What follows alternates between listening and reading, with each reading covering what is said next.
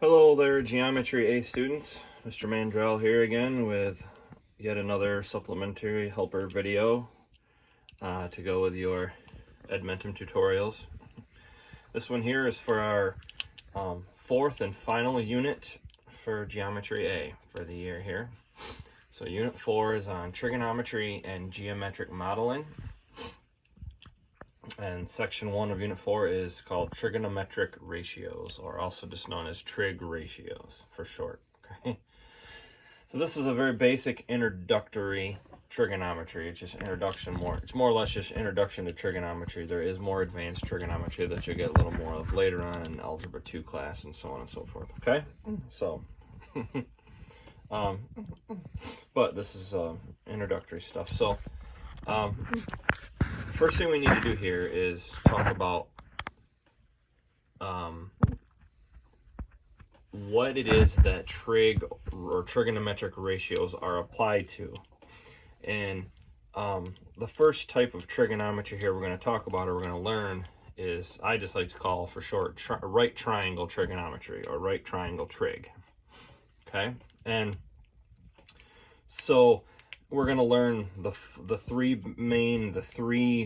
most important or basic trig ratios here in this section first, and they're going to be applied to right triangles. So it's important that you would remember as you go through this whole section and this whole unit for that matter that you're going to be talking about triangles, but when it comes to trigonometry in these trig ratios, they are specifically applied to only one kind of triangle, and that is the right triangle. Okay. So first thing we're going to do here is we're going to have just a little review on right triangles. Okay. So we're going to do a little review of right triangles and how to label them. All right. You should have a very firm understanding of what a right triangle is by now. A right triangle is a triangle that has a right angle in it. That's why it's called a right triangle. So here's a right triangle, typical right triangle. Not all right triangles are exactly the same, but this is your typical right triangle. Here we have a right angle. Okay. So remember, the box squared corner stands for a right angle, or also called a 90-degree angle, right? A right angle is a 90-degree angle. So a right triangle is a triangle that contains a 90-degree angle. Okay. Now, since all triangles, the three interior angles add up to or sum to 180 degrees, if this is a 90-degree angle, that automatically means that these two angles, no matter what they are, have to be smaller than 90 degrees, or it wouldn't even be a triangle. So these two angles here we know are what we call an acute angle. They are both acute angles. They can't be 90 degrees, and they can definitely not be over 90 degrees. So they can't be obtuse angles, right? Obtuse angles would be if they're over 90 degrees. So these are two acute angles, which means less than 90 degrees. Okay. So a little explanation here of right triangles. Now, in their parts as applied to trigonometry. Okay. I know I've got a lot of writing here, and I just kind of got to uncover it all at once because of the fact that it's kind of in a arc here as far as how it's labeled. But in a right triangle, in trig, okay, especially in trig, you know, if the triangle is labeled, usually I guess what I'm saying is usually the vertex points in all triangles are labeled with capital letters, and in triangle trigonometry and trig, we want to make sure that's the case. So we have capital A, capital B, capital C. All right, so this is triangle ABC, and I've said that a million times in other parts of geometry. Okay, now it's important to note that I label the vertex points the vertex points of the triangle, point A, point B, point C, which makes this triangle ABC. Now, we use these same capitalized letters to call or label or name the angles in that same corner. So this is angle A. Now, we're used to, at this point, like in geometry, a lot of times we'll say this is angle BAC because the angle has 3 points, right? Or the right angle would be ABC, or angle C down here would be ACB or BCA, whatever. But at this point, we're just going to refer to the angle and it's simpler. The angle's name will be the capital letter of the vertex point in the angle. Okay, so this is angle A. Angle C, angle B is the right angle. Okay. Now, another very important thing to note here is the names of the sides. Okay, so there's 3 sides in any triangle, right? And it's no different in a right triangle. We label the sides or name the sides with the lowercase letters across from the angle that that it originates from. So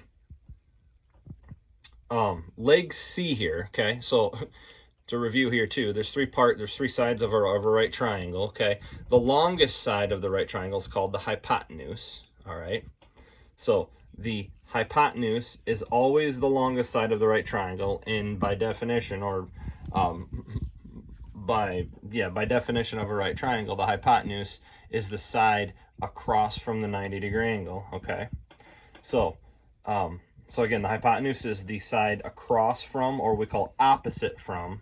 It's the side opposite the 90-degree angle, and it happens to be the longest side. Okay, so we always call that side the hypotenuse. So in this case here, side B's label, or excuse me, angle B translates into side B across from it, right? And that happens to be the hypotenuse. Okay, so the name of the side, the name that we give the side as far as its label, and we know this is the hypotenuse, but the reason we call it B is because it is opposite angle B. Okay, the other 2 sides of the right triangle are called legs. Just in general, we call them legs. This is a leg and this is a leg of the right triangle. Okay, this is leg C because it is opposite angle C. Okay, it's across the triangle from angle C. This is leg A because it is opposite angle A. Okay, so it's the opening of angle A that as it comes out creates the side, or leg A. It's the opening of angle C that as it comes out and across creates leg C, or side C. Okay, so by definition, hypotenuse is the longest side of a right triangle. It is opposite the right angle. So opposite here, you gotta remember what opposite means. It means across from. Okay, so it's opposite the right angle. The opposite leg, this is the leg across the triangle from an angle. So any leg, okay, any leg that is opposite means that it is across from an angle. So if I want to know where angle C is, or excuse me, if I want to know where leg C is, it's opposite or across from angle C. Leg A is this leg here. It is opposite or across from angle A. Now, so it is by definition the opposite. It's the characteristic of it being opposite that gives us the label for this side and for this side, right? But we also need to know what it means to be next to, right? And that's what the word adjacent means. The adjacent leg is the leg touching the angle, okay? So if I'm at angle C, what leg is adjacent to angle C? Leg A, okay?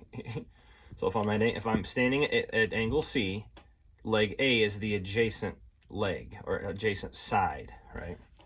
Same thing over here. If I am standing at angle A, leg C is the adjacent side, or the adjacent leg. Adjacent means next to. We don't think of the hypotenuse as adjacent because the hypotenuse is, the characteristic of that is it's the longest side across from the 90-degree angle. Okay. So again, the biggest thing here is understand that opposite, right? I guess I could color code this.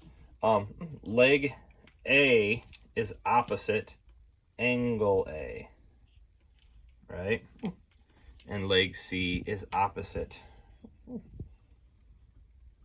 angle C, and the hypotenuse, or leg B, it's not really leg, it's side B because it's not a leg, it's a hypotenuse,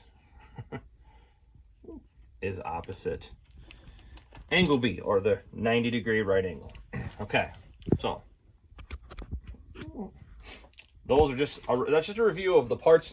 It's more of a review of the parts of the triangle, but I also need you to get in the habit of labeling the triangle correctly. So we label the sides with lowercase letters opposite the uppercase letters of their angles. Okay, now we're going to talk about trig ratios. Okay, a ratio is just another word for a fraction. Okay, you can express ratios. You should have learned in like pre-algebra class or lower in algebra 1 stuff. that a ratio, you can express it as a fraction, okay? A colon, it's a decimal point. But in this case, it's really going to be a fraction. So a trigonometric ratio, or what we call trig ratios for short. A trig ratio, it's a ratio or a fraction of two sides of a right triangle based on their relationship with one of the interior angles. Okay, so let me say that again. It's a ratio or fraction of two sides of a right triangle. So it's a ratio, it's gonna be a fraction. We're gonna have one side over top of another side, okay? But that's gonna be based on their relationship with one of the interior angles, okay? So you have to pick an angle first. If you're going to find a trig, if you're going to create a trig ratio, you have to know what angle you're creating that ratio from first, okay? So first of all, before we even worry about finding them, we need to know what the three main trig ratios are. Okay, so I'm going to kind of do this one at a time here. The three trigonometric ratios, or the three trig ratios. The first one here, and probably one of the most common, I would say, that's used, always taught first, is called sine. Now sine, S-I-N-E, is often abbreviated sine, S-I-N. Okay, so you see it as I have sine here, and over here in the picture I have S-I-N, same thing. Sine is known as, it's equal to opposite over hypotenuse. So what does that mean? Well, this is what it means. First of all, I have to pick an angle to take the sine of. So in this picture here, I have picked sine of A, or I've picked angle A. So here you can see where I've marked angle A with my blue angle web mark, okay? So I'm going to take the sine of angle A. All right, sometimes it'll say, sometimes it'll have sine of A, or sometimes it'll actually have the little angle mark in front, like sine of angle A, like that, okay? But if it's an uppercase letter, you know it's an angle, right? That's why it's a big deal to know your uppercase means angles and lowercase is the sides. Okay, the sine of angle A, we know that the sine, if I go back over here, the sine is equal to the opposite side over top of the hypotenuse. So we now know the opposite, what it means to be opposite of an angle, and where the hypotenuse is in a right triangle based on the last board I showed. So if I'm standing at angle A, okay, right here, what side is opposite? What leg is opposite angle A? Well, side A is, okay? So that's my opposite side. So that's why I have little a over top of the hypotenuse, right? Okay. The hypotenuse is the side across from the right angle, right? It's always the longest side. It's always the side across from the right angle. Well, the hypotenuse in this triangle is B, little b, right? Big B is the 90-degree angle itself. Little b is the hypotenuse. So, little b on the bottom. So, if I ask you, what's the sine of angle A? It's A over B. A, the opposite side, over B, the hypotenuse. Okay, A over B. Now, at this point, that's all you can say with that picture is little a over little b. Now, I might give you, or a problem on Edmenta might give you, instead of giving you letters like A, B, and C, little a, little b, little c, they might actually give you numbers like C is 7, and A is 9, and B is 13. All right, and then you would just put those numbers in, right? You would put like 7 over 13, or excuse me, 9 over 13, or something like that, right? Depending on what is A, what is B, and what is C. Okay, so that's sine, all right? Let's go to the next one. Okay, cosine. The next trig ratio is cosine. Cosine, very similar to sine, is it's another ratio of a side over top of another side of the right triangle here. Okay, so the cosine here, we're doing cosine of angle A in the picture. It is going to be the adjacent side over the hypotenuse. So again, it all depends on where I'm standing to begin with. Here I've chosen angle A, which is up here again, and I'm doing angle A in all of these. So here I've marked angle A with my black angle web mark, and then the cosine of angle A is the adjacent side on top. So what's the adjacent side to angle A now? Well, we know the opposite side to angle A is little a, right? So the adjacent side to angle A is little c, right? It's the one right next to it. So this is the adjacent side, right? This one up here, this was the opposite side. We were worried about opposite side for sine, right? Now we're worried about adjacent side. Okay, so the adjacent side to angle A is little c. So c over the hypotenuse again, b, right? Hypotenuse. Adjacent over hypotenuse. So the cosine of angle A is c over b. Adjacent side over hypotenuse. Okay, and again, if those were numbers, I wouldn't put little c, little b, little a. I would put the actual number that's there, all right? If they gave you like a value, like inches or something like that, or centimeters. All right, the third and final trig ratio for this section here is called tangent.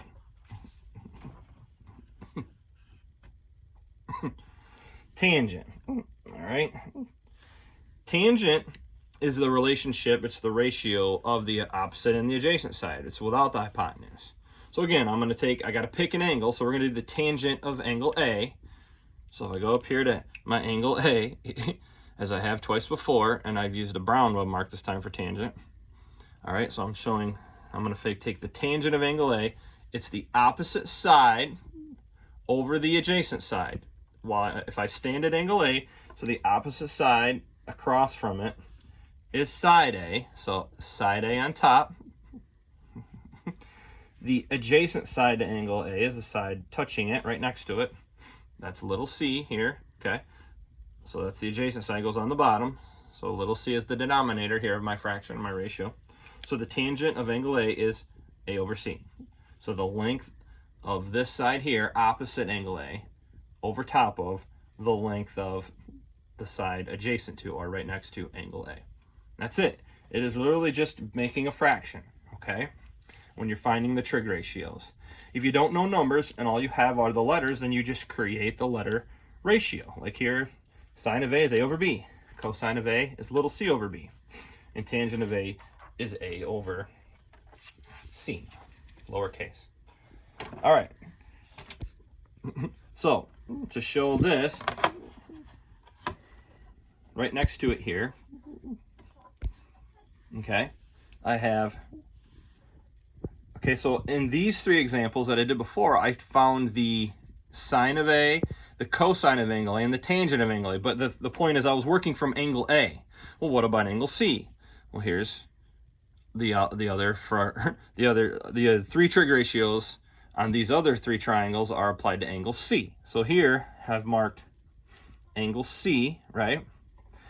So here's the sine of C. Now the sine of C, it's still opposite over hypotenuse, right? I always do here I'm starting from angle C. So what's opposite of angle C? We'll go across from, right? That's side C, right? Over top of the hypotenuse, which is B. And then for cosine, if I'm standing at angle C, the adjacent side to angle C is the one right next to it, or touching it, right? That happens to be side A over top of, again, B, the hypotenuse. That's our cosine ratio, trig ratio. And then tangent. Tangent of angle C is the opposite side over top of the adjacent side. So the opposite side is little c over top of A, the adjacent side, right? So opposite over adjacent. So again, these answers for sine, cosine, and tangent are different than these ones were because now I'm taking of a different angle, right? This is sine, cosine, and tangent of angle A. This is sine, cosine, and tangent of angle C. Now they are inside all the same right triangle. So one thing I want to point out here to you is you should notice some of these ratios end up equaling the same thing.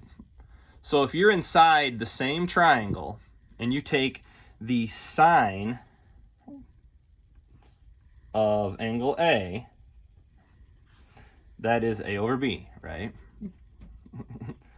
Now, what is also equal to A over B? Cosine of angle C. So if you take the sine of one of the acute angles in a right triangle it is actually equal to the cosine of the other acute angle in the triangle. So you see here, basically what it is I have sine of A is equal to A over B, and cosine of angle C is equal to A over B. Well, if they're both equal to A over B, then that means they're equal to each other, right? Which means sine of A is equal to cosine of C. Okay? So the sine of one of the acute angles in a right triangle is equal to the cosine of the other acute angle. Okay?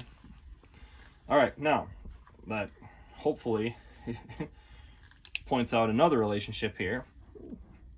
Cosine of angle A here was C over B, which is the same as sine of C is also C over B.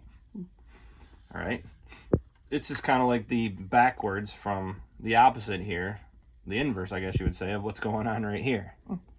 So if I take the cosine of one of the acute angles in a right triangle, so if let's say cosine of angle A, that is C over B, and I have the sine, looks like a 6, sine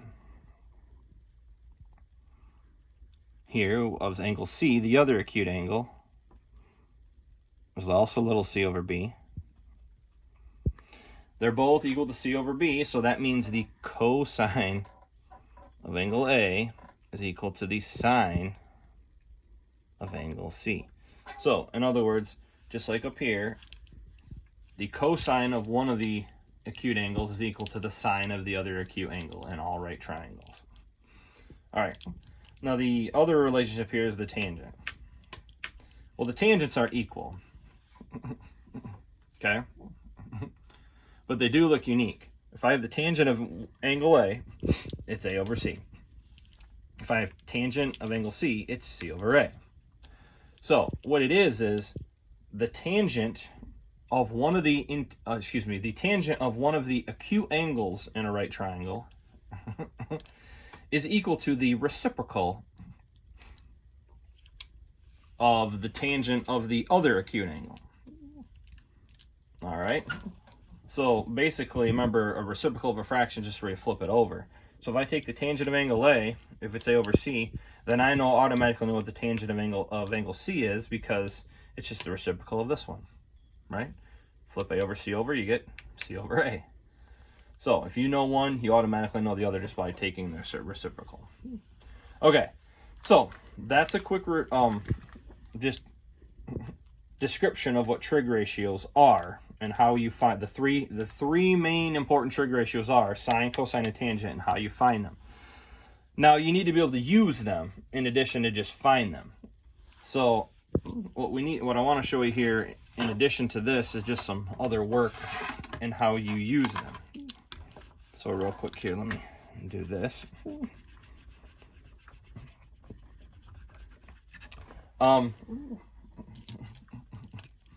So if I have a right triangle, again, just to show you that it's not always about just letters here. If I have a right triangle, and we'll go back to our same ABC triangle, right? Angle A, angle B, and angle C. Now, let's say I know that leg C over here is, let's go with 7 meters. I call that leg C because it's opposite. Remember, it's across from angle C. Let's call leg A 10 meters. And let's give the hypotenuse here 15 meters, which is the side across from or opposite the right angle B, okay? Okay, now, so again, here I have 3 sides of a right triangle, and I can work with as far as doing any trig ratios. So if I want sine, let's say I want to find sine of angle C. Well, I know the sine. Sine is what? Sine is opposite over hypotenuse, right? Right here. Opposite over hypotenuse. So that means if you want to look at it from a standpoint of the angle you're standing from is right here, because I'm taking it sine of angle C. The opposite side would be over here, side, it'd be like line segment AB, or we'd call it side C, right? I'm going to put that over the hypotenuse, which is line segment AC. This is our B, this is our little c, this is our A from before. All right, so we can say that sine of angle C, again, is the little c over top of B, right? So these are just two different ways of showing. Here I showed it as line segments, right? It's this line segment is the opposite side, that's opposite side C. And then AC is the hypotenuse, all right? Here I use this the lettering that we use over here in these triangles, right? Little c is opposite side C. Little b is opposite angle B, sorry. Now, but the most important thing is that if I have numerical inputs that I can put in for those, I need to do that. So sine of angle C is, the opposite side is 7 over the hypotenuse, which is 15. Okay, so the sine of angle C is 7 over 15. Now, if you can reduce the fraction, you should. 7 over 15 is not reducible because 7 is a prime number, so that would be your answer, 7 over 15. Okay. Now, we can use this to go further. What is the tangent of angle A? Tangent of angle A is the opposite, which is 10, over the adjacent to angle. Remember, we're looking at angle A, so opposite angle A is 10. Adjacent to angle A is right next to it, that's 7. So the tangent of angle A is 10 over 7. Don't even need to write anymore, just 10 over 7. All right.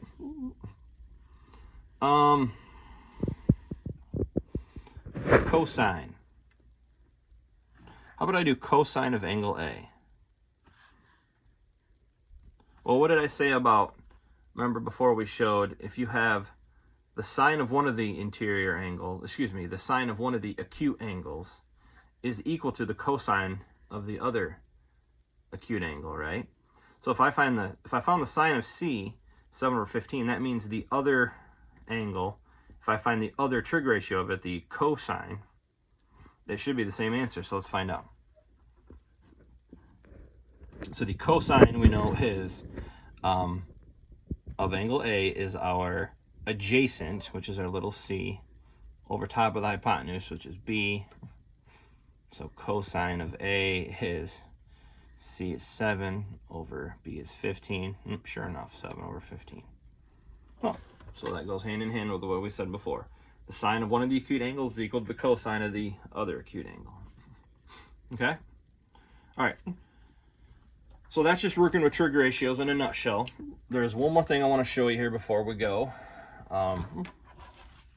And that is, I need to wipe my whole board off here.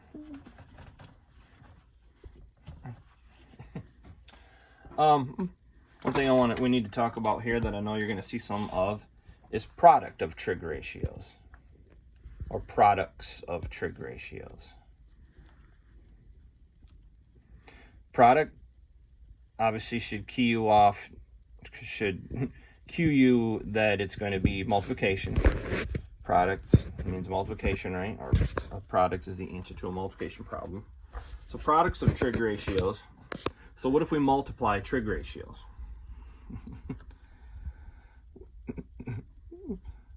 So again, you could be given a picture. You're usually going to be given a picture to work with, not always, but usually. If I have a right triangle here that I'm working with, and again, remember, this is only for right triangles, not just any triangle. It has to be a right triangle. All right, so let's say I've got right triangle. Let's go X, Y, Z. All right. So right triangle X, Y, Z. That means this is my side X. Oh, that did not work. It's my side X. My side Z. We use little z and we'll make that our big Z looking. All right, and then my Y. Side Y across from angle Y. So side Y is the hypotenuse because it's across from 90-degree angle. Okay. All right. A product of a trig ratio would be something like this. They'll say, what is the sine of angle X times the cosine of angle y. Or basically what they would say, what is the product of the sine of angle x and the cosine of angle y? Okay, well, first thing you need to do here is find the sine of x and find the cosine of y. Well, the sine of angle x, we need to do the trig ratio, right? Sine is equal to opposite over hypotenuse. Okay, so I'm standing at angle x for the sine. The sine of angle x, so that's going to be opposite angle x is side x, right? And that's going to be over top of the hypotenuse, which is y. Side y, right? Times, so I just put xy in, I substituted in for sine of x because I found the sine of x, it's x over y, times the cosine of angle y. All right, well, excuse me, should be doing angle y, this is my bad. Angle z. You don't find the sine or the cosine of the right angle. It's my bad. You find it of the acute angles. I wasn't paying attention. Cosine of angle z. So sine of x times cosine of angle z. So angle z is right here. So we're standing at angle z.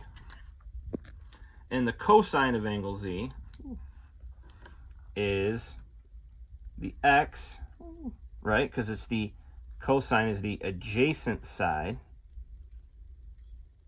over the hypotenuse. So what's the adjacent side to angle z? X, right? It's the side right next to it. Okay. Over top of the hypotenuse, which again is y. Okay. So the x are actually identical. And we should have known those were going to be identical, right? Because of the fact that we knew that the sine of one of the acute angles is equal to the sine of the other acute angle, but now we're going to multiply them. All right, so x over y times x over y is equal to, all right, x times x is x squared, y times y is y squared. So x squared over y squared. That's what you would get. That would be the product. All right, let's do another one here. Let's say we have the sine of angle z, and we're going to multiply it by what's the product of the sine of angle z and the sine of angle x. Okay, so the sine of angle z and the sine of angle x. All right, so we're going to do two sines here. So I know that sine here is opposite over hypotenuse. So if I look at the sine of z, that means I start at angle z here. The sine is opposite. So that's going to be side z over the hypotenuse, which is y. And multiply that by the sine of angle x. And if I start at angle x, the sine of angle x, it's sine again, so it's opposite, which is x over the hypotenuse, which is y. Okay, and I get z times x is zx over y times y is y squared. That would be my product. Let's do one with tangent. So let's do sine of angle x times the tangent of, let's go,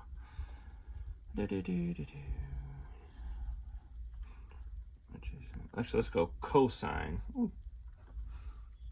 of angle x over cosine of angle x times tangent of angle z. Okay.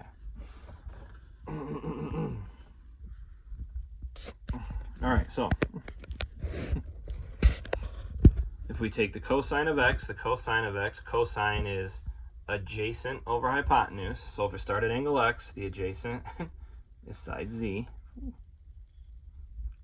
over the hypotenuse, which is y. Now multiply that by the tangent of angle z. Angle z is right here. The tangent is opposite over adjacent. To angle z is x All right, z times z is z squared. Y times x is, put in alphabetical order, xy. Okay, so that's an example. Remember, tangent is opposite over adjacent.